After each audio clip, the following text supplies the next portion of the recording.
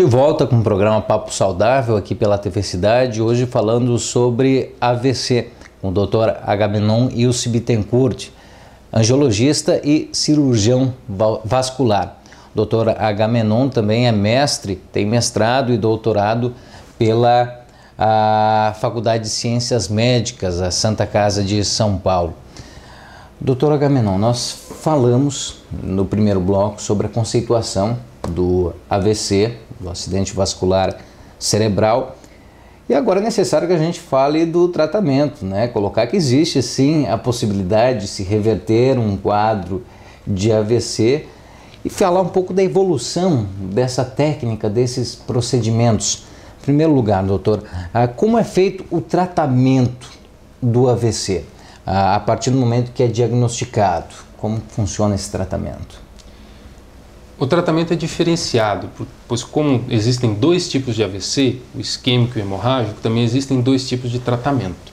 É muito importante o médico, e isso não é assim tão difícil, o médico saber diferenciar o isquêmico do hemorrágico. Certo. Uma vez feita essa diferença, a coisa já fica bem direcionada. Primeiro falando do AVC isquêmico, ou falando dos dois de modo geral, o tratamento evoluiu muito nessas duas áreas. Alguns anos atrás nem se sonhava fazer o que hoje é possível. O tratamento para esses dois problemas às vezes passava por grandes cirurgias que eram muito arriscadas para a vida do paciente, que em geral já é um paciente debilitado. No AVC isquêmico, existe num primeiro momento a possibilidade de você dissolver o coágulo que causou o entupimento da circulação e devolver sangue para aquela área que perdeu irrigação. Mas para isso você precisa ter uma janela de tempo muito curta. São 3 horas entre o início do problema e a aplicação do remédio. Então o paciente tem que chegar em até 2 horas, 2 horas e meia no máximo ao hospital. É muito difícil. É muito difícil. Até porque alguns pacientes têm o AVC dormindo e quando acordam já estão com a sequela do AVCI. Então a gente não tem mais noção. E passadas 3 horas o remédio começa a ser prejudicial ao paciente. No AVCI, se você tem espaço para fazer esse medicamento, o paciente em geral reverte completamente dos seus sintomas em até 24 horas. Volta ao normal. Mas a causa do AVCI precisa ser tratada, porque aquele fragmento de gordura que navegou pela circulação, subiu pelo pescoço e foi até o cérebro, aquele fragmento de gordura precisa ser tratado. Em geral, na maioria das vezes, esse fragmento de gordura tem origem no pescoço. Existem artérias que levam sangue, mangueiras que levam sangue, do coração ao cérebro, e elas entopem com gordura. Esse entupimento, quando muito grande, solta fragmentos que vão entupir no cérebro. Existe um vídeo que pode ser colocado onde se mostra muito bem esse fragmento. Para resolver... Aí já tem esse procedimento, nesse vídeo já se explica o procedimento que é usado para tirar esse fragmento, enfim. Na verdade, com o vídeo a gente mostra a cirurgia minimamente invasiva. Não se mostra a cirurgia a céu aberto. Existem outros vídeos que podem mostrar a cirurgia a céu aberto. Mas nessa grande evolução da medicina, se faz mesmo sem cortes. A partir de um pequeno furinho na região da virilha, se injeta um catéter, que é uma mangueirinha bem pequena, que sobe até o pescoço. Essa mangueirinha sobe até o pescoço, coloca lá um filtro para captação de coágulos e, através de um balão e de um estente, que é um arame que vai ficar colocado lá, essa placa de gordura é prensada contra a parede. E o fluxo volta a fluir normalmente. O sangue continua a passar sem entrar em contato com aquelas placas de gordura e sem a possibilidade de arrancar fragmentos dessa gordura. O paciente, então, com um procedimento de cerca de 1 hora, uma mortalidade de cerca de 1% para o procedimento, ele acaba ficando livre do inconveniente. Não livre do acompanhamento, porque os fatores de risco, como diabetes, idade, cigarro, pressão alta, colesterol, continuam existindo, mas livre do problema. Em outra técnica, se o problema fosse, por exemplo, nas veias no pescoço, por exemplo, isso teria que ser aberto. Sim. Seria a única maneira. Sim. Numa incisão... Risco muito maior, não seria 1% como no caso dessa nova técnica, dessa técnica mais... Sim, até porque esse procedimento minimamente invasivo pode ser feito com anestesia local e sedação.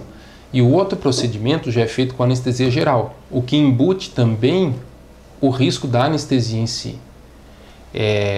Essa cirurgia convencional é feita através de uma incisão, de um corte, que varia de 10 a 15 centímetros na região do pescoço, e através dali, com o material cirúrgico, você corta aquela mangueira, abre e retira mecanicamente a gordura que fica ali dentro.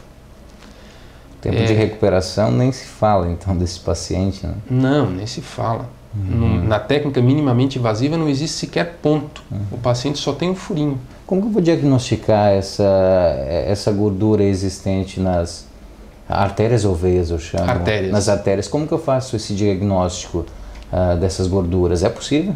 É possível, isso não dói. Então, às vezes, pessoas que têm dor na região do pescoço acham que isso pode estar relacionado a um problema circulatório. Poucas vezes está relacionado. Na maioria das vezes, a gente percebe isso só através do exame médico. O médico coloca o estetoscópio, aquele de ouvir o coração, coloca o estetoscópio no pescoço do paciente e ele ouve o ruído do sangue passando por aquela placa. Esse ruído é chamado de sopro. Então, ouvindo um sopro no pescoço, o médico sabe dizer se tem ou não tem obstrução circulatória. Ele não sabe falar sobre o grau de obstrução. Certo. 30, 40, 50, 70% de obstrução ele não sabe dizer. Mas já é o bastante para chamar atenção. Uma vez feito o diagnóstico, o médico em geral solicita um ultrassom. E esse ultrassom, sim, vai dizer se são 10, 20, 30, 70%. Doutor, no caso do AVC hemorrágico, existe também um vídeo para nós elucidarmos para o telespectador sobre o procedimento que é usado no caso do AVC hemorrágico? Sim, existe. Antigamente, até alguns anos atrás, a única maneira de parar o sangramento de um AVC hemorrágico era fazendo uma cirurgia com craniotomia. Uma incisão grande no cérebro, serrava-se o osso do crânio, retirava-se um pedaço do osso para poder afastar o cérebro e colocar um clipe, um grampo, parando esse sangramento. Hoje em dia a coisa já é bem diferente. Através dessas técnicas minimamente invasivas, pode-se passar uma mangueirinha, um catéter, a partir de uma punção na virilha, espeta-se uma agulha na virilha e passa-se ali por dentro essa mangueirinha. Ela sobe pela barriga, pelo tórax, vai até o cérebro. Ali se localiza a área onde existe o aneurisma, que é aquele saquinho que forma a artéria dilatada, e dentro colocam-se molas, que são araminhos fininhos que podem preencher todo aquele espaço. Esses araminhos eles são compostos de uma espuma muito fina, que em contato com o sangue gera um coágulo. Esse coágulo ocupa toda aquela área do aneurisma cerebral.